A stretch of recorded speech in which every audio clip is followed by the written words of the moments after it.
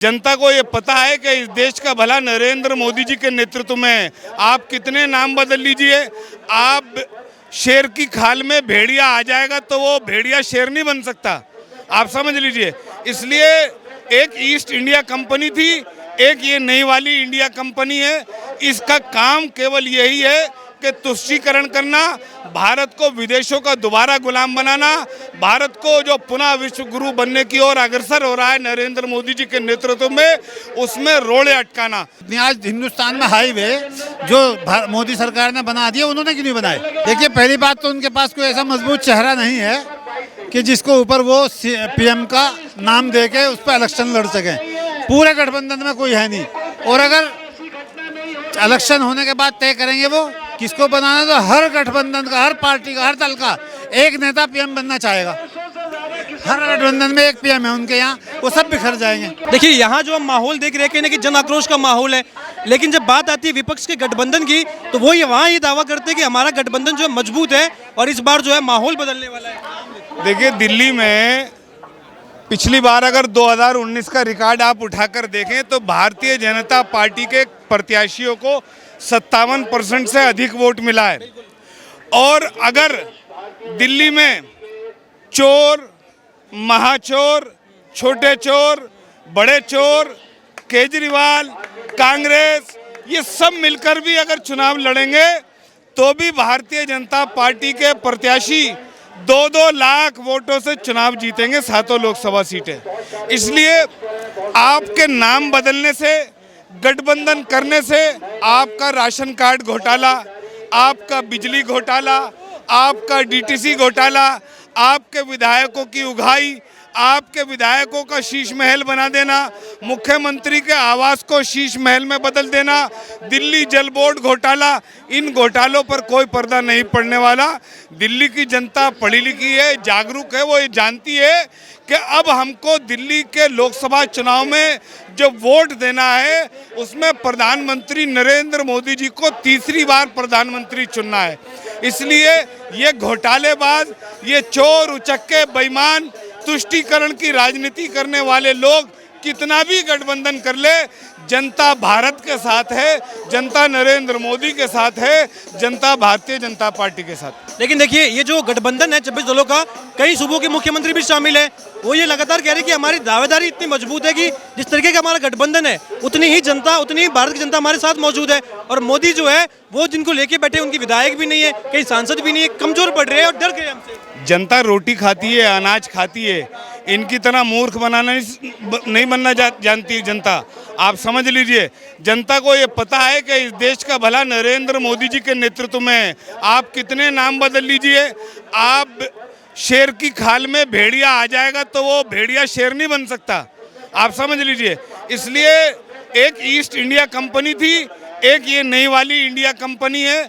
इसका काम केवल यही है कि तुष्टीकरण करना, भारत को विदेशों का दोबारा गुलाम बनाना, भारत को जो पुनः विश्व गुरु बनने की ओर अग्रसर हो रहा है नरेंद्र मोदी जी के नेतृत्व में, उसमें रोड़े अटकाना। जनता भली भांति जानती है 2024 का चुनाव भारतीय जनता पार्टी 350 सीटों के पूर्ण बहुमत के साथ एनडीए के 400 के गठबंधन के साथ ऐतिहासिक जीत दर्ज करने जा रही है। देखिए, केजरीवाल लगातार ये दावा कर रहे हैं कि जिस तरीके से हमारे खिलाफ बिल पास हो रहे हैं, कहीं ना कहीं दिल्ली की जनता की जो चुनी हुई सरकार है उसको गुलाम बनाने का काम जो वो भाजपा कर रही है। देखिए, बिल जो है भ्रष्टाचार के खिलाफ है।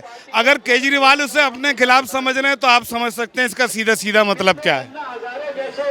अच्छा, देखिए, कई सवाल इस तरह माहौल ऐसा भी है कि मणिपुर चल रहा है, मोदी जी चुप है, कहीं ना कहीं हिंसा हो रही है। जब जो चुनाव आते हैं तो हिंदू मुस्लिम वाली हिंसा जो है वो बीजेपी कराती है और जो है वाहवाही बटोरती भी है। मुझे एक बात ये बताइए, कर्नाटका में क्यों हिंदू मुस्लिम हो रहा है?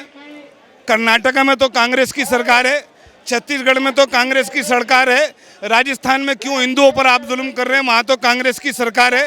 तो दरअसल ये हिंदू मुस्लिम के आधार पर बांटने का काम भी 1947 से लेके आज तक कांग्रेस नहीं करा है, आज भी वही कर रहे हैं।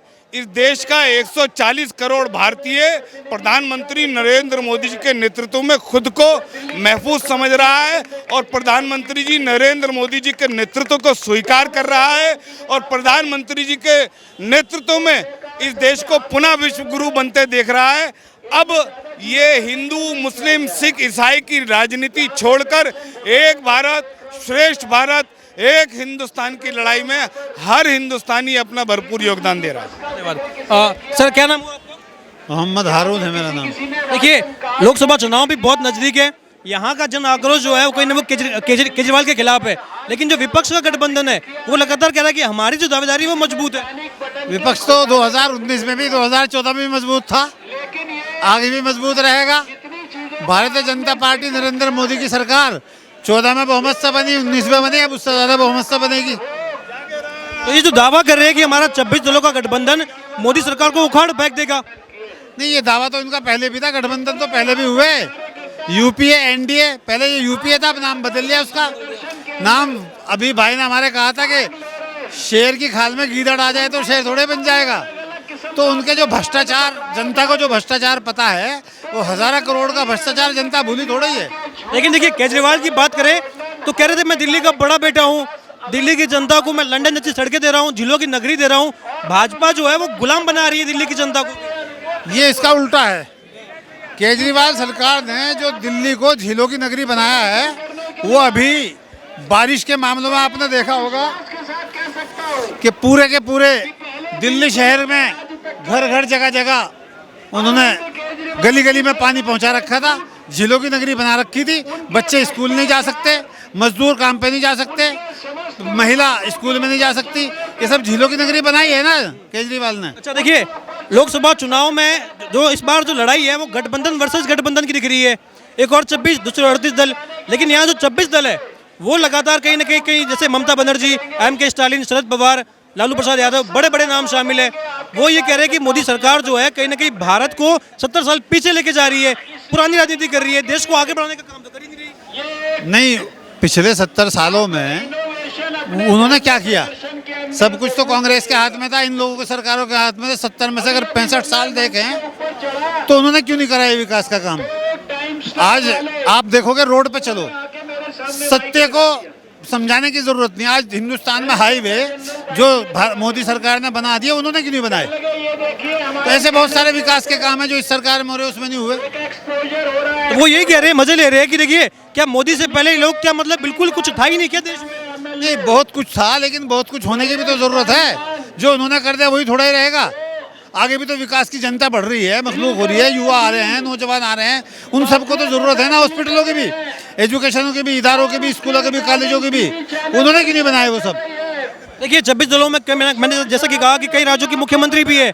क्या बीजेपी को नहीं लगता या भाजपा को नहीं लगता या एनडीए को नहीं लगता कि ये जो गठबंधन है इसमें दावेदार ऐसे है कि वो मोदी को टक्कर दे सकते हैं? देखिए, पहली बात तो उनके पास कोई ऐसा मजबूत चेहरा नहीं है कि जिसको ऊपर वो पीएम का नाम दे के उस पर इलेक्शन लड़ सकें।